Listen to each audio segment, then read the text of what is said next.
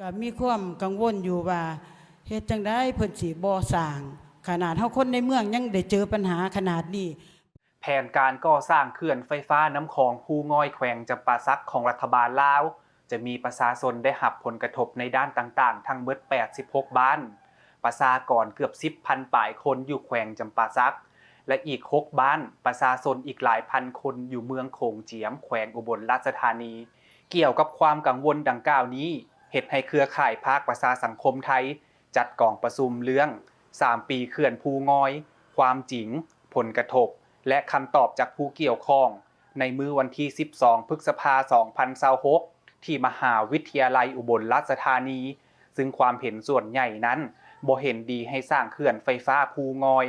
ย้อนมีผลกระทบหลายกว่าผลประโยชน์ที่จะได้รับเพราะมันถือกระทบผลสิ่งแวดล้อมทั้งปูทั้งปลาการรอเลี้ยงชีวิตของประชาชน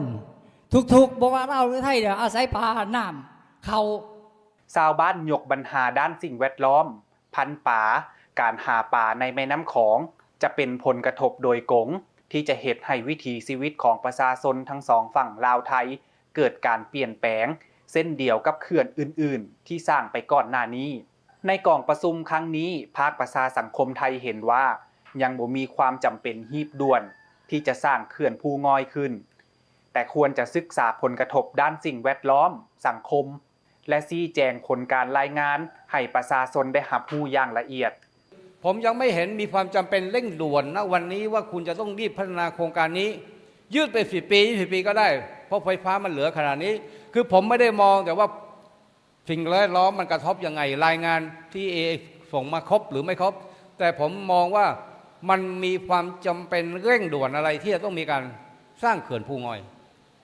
หากรัฐบาลลาวอนุมัติให้สร้างเขื่อนภูง่อยขึ้นจะเฮ็ดให้ระดับน้ำในแม่น้ำคลองสูงขึ้นซึ่งจะสร้างความเสียหายต่อหาดทรายเกาะดอนไหนาหัวสวนเฮือนอยู่อาศัยวัดห้านอาหารแคมป์ของและอุทยานแห่งชาติในนครปากเซ